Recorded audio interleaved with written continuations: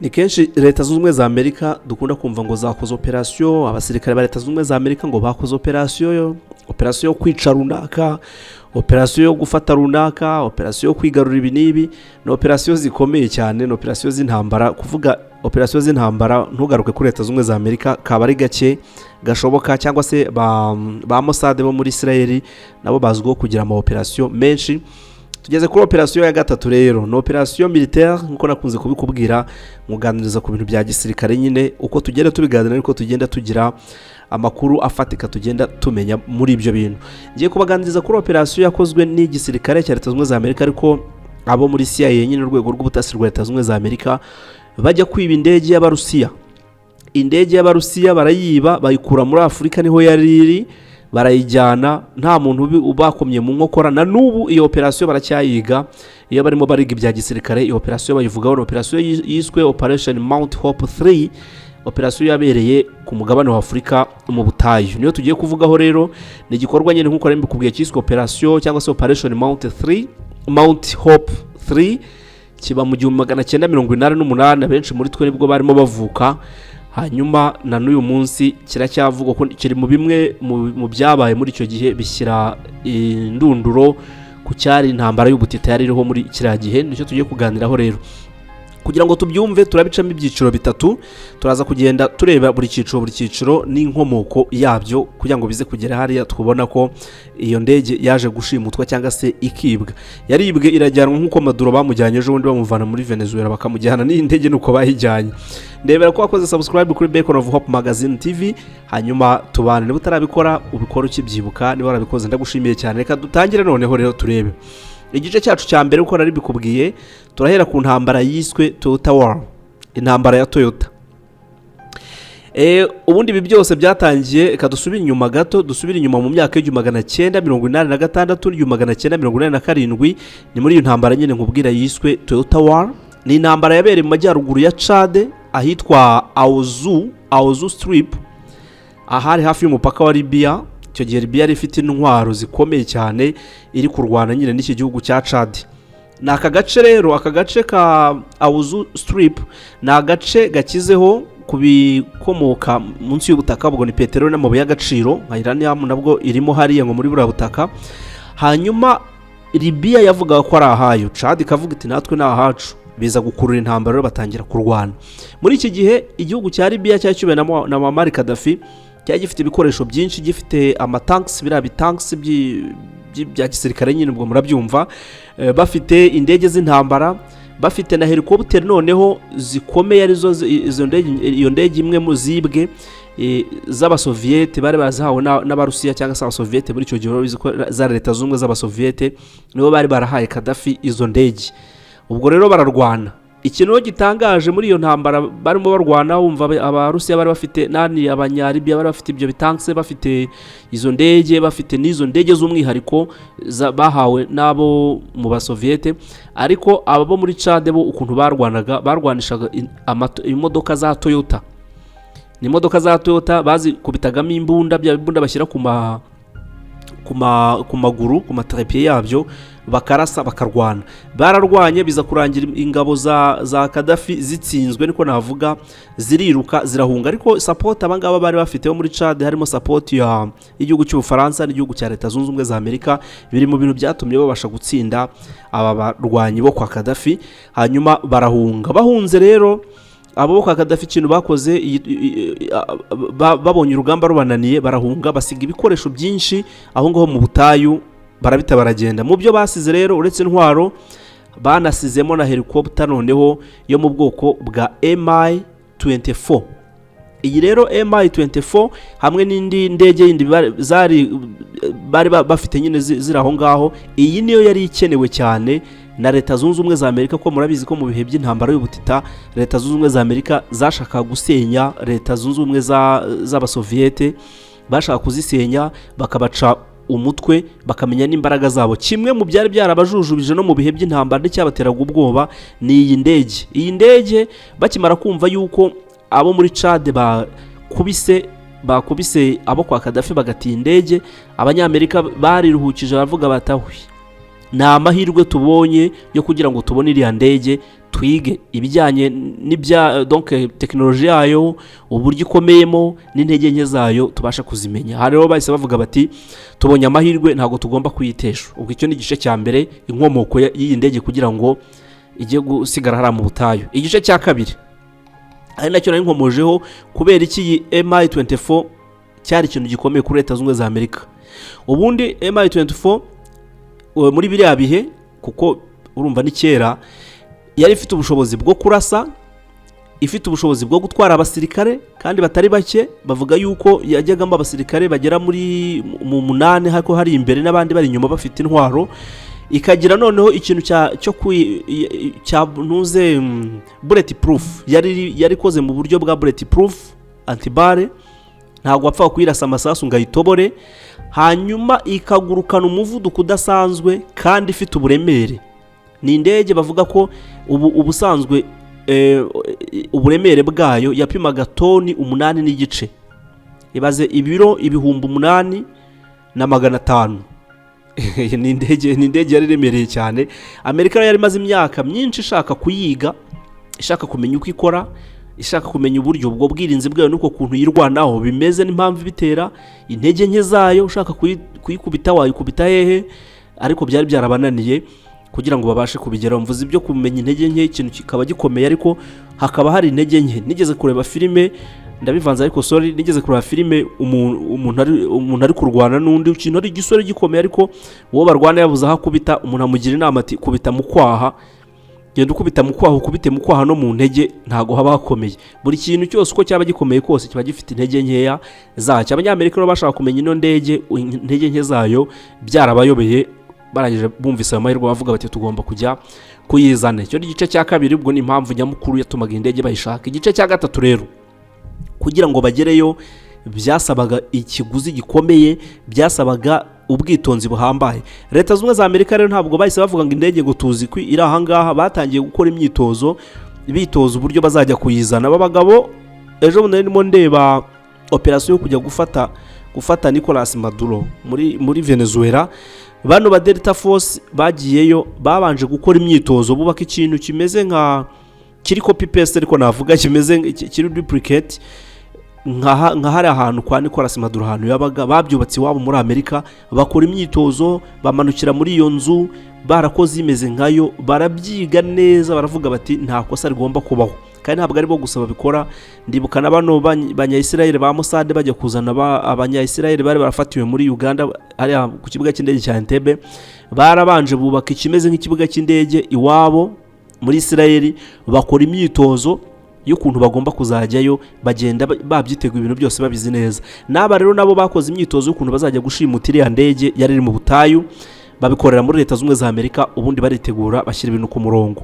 Aya mezi rero y'imyitozo amaze kurangira, bafashe indege ebyiri zitwa Chinook ebyiri, ngo ni MH470D. Ni indege nini zitwara ibintu biremereye.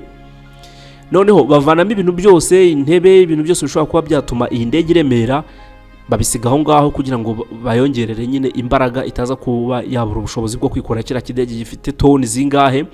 Hanyuma barangije mu myitozo bakoraga, ubwo babaga bari gukora imyitozo, bapakiraga uko batari bafite indege iremereye nk'iriya. Bafataga ngo ibijerekani bakabipakira, bakabiha uburemere buza kugera kuri ziriya toni, bagakora iyo myitozo bitoza bavuga bati turamutse duhetse iriya ndege ingana gutya twahura n'ibihe bizazane.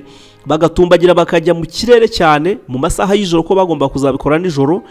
Bagahagarara mu kirere, bagafata essence, bagahindura benzene bashyira mu ndege, bagahindura, bakamanuka bakajya ku butaka, bitoza nyine ukuntu ibintu bizagenda. Bakitoza gutana bo, bakavuga bati se muciye aha twakongera guhuzwa n'iki. Muri ubwo buryo bakora imyitozo ihambaye. Hanyuma igihe cya misiyo kiragera ku itariki 21 z'ukwezi kwa gatanu mu 1988. Abantu mwavuze icyo gihe rero, mwavutse Amerika imiratera mu butayu ijya kuzana indege ku itariki 21 z'ukwezi kwa gatanu mu 1988. Ni igice cyacu cya kane rero tugezeho cy'urugendo rwo kwerekeza mu butayu, aho bajya kuzana iriya ndege. Muri uko kwezi nyine namaze kukubwira, indege nini batubwira ko yari mu bwoko bwa C5 Galaxy ifata ya cyakenera na za ndege nakubwiye zitwa Chinook ebyiri, hanyuma amababa yazo barayatandukanya. Urabona ko indege ziba zifite ibintu by'amababa ariko ngo biremereye, barayatandukanya bayapakira mu yindi ndege, ubundi noneho bapakira n'abasirikare barenga 60 ndetse n'ibikoresho byose bagomba kuzakenera, berekeza muri Chad. Bageze muri Chad nibwo bageze aho baparika, barangije bafata by'amababa, indege urumva nk'abazitandukanya barongera baraziteranya zigira ubuzima.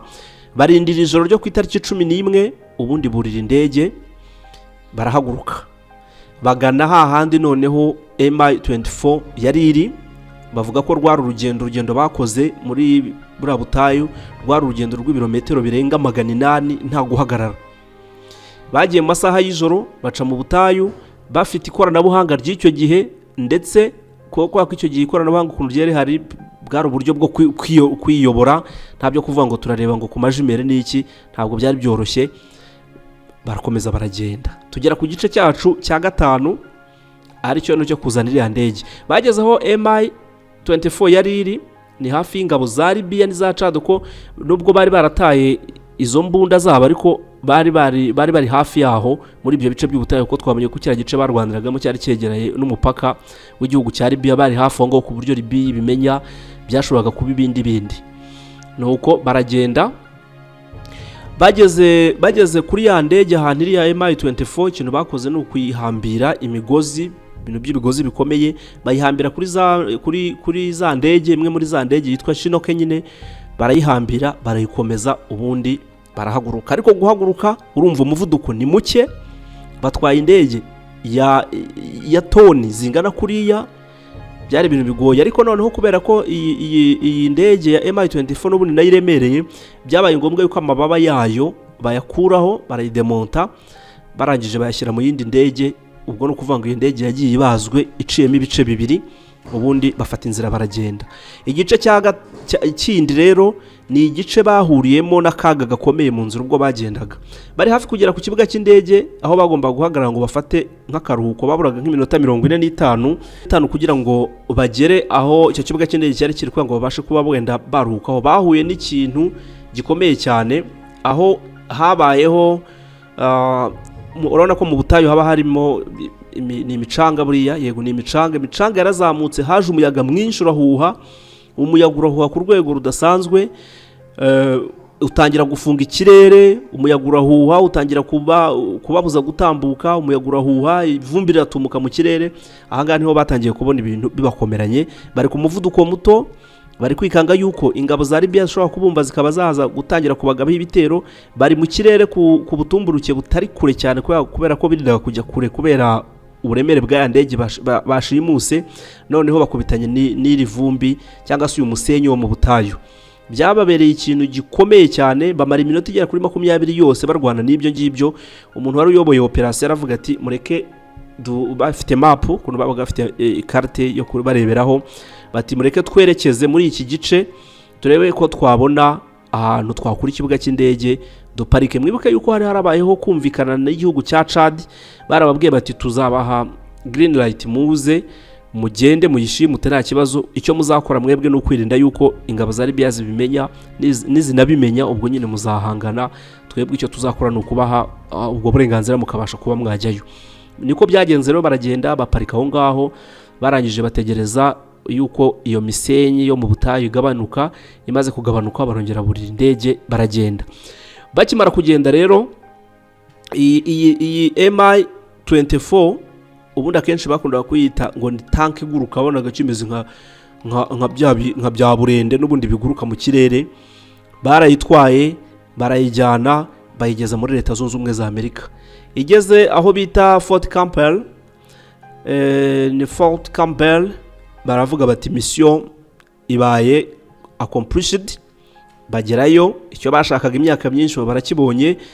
Cyari ikintu gikomeye cyane, ryari koranabuhanga ry'ingenzi umwanzi yari afite, baba barigezeho nta masasa avuze menshi, barigeraho nta kujya gutera mu gihugu cy'uwo mwanzi nyine aho hari imbunda indege babayibonye batyo. Hanyuma rero iyi nkuru yaragiye iravugwa, inkuru irandikwa, abakina mu filime bayikinamo filime, abakora amadokumentari bayivugaho, abantu bayigarukaho uburyo ari imwe mu misiyo yabaye successful yakozwe na Leta Zunze Ubumwe za Amerika, ariko bigakorwa mu buryo burimo umutuzo, kuko kenshi misiyo nyinshi ziba habayeho imeneka ry'amaraso n'amasasu menshi, ariko kuri iyi nshuro byabaye ibintu bimeze nk'ubujura. Ibi ni bimwe mu bintu byabayeho bikomeye Leta Zunze Ubumwe za Amerika bakoze. Operation bayita Operation Mount Hope 3, yigwa mu mateka ya gisirikare.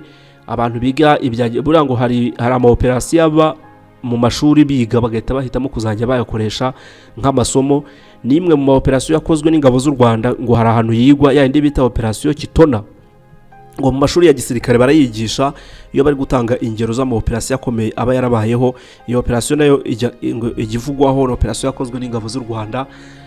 Ari umunyamakuru witwa Viateur wahoze ari umusirikare nawe yarayirimo, tugeze kujya tuganira mbwira ukuntu ibintu byari bimeze, nkumva no operation yakataraboneka ko indi operation Leta Zunze Ubumwe za Amerika bakoze iri recent ya vuba niyo kujya gufata Nicolas Maduro, nayo yabaye mu buryo abapfuye nabo ku ruhande rwa Venezuela niko batangaje. Venezuela nta nubwo iratangaza umubare w'abantu bapfuye.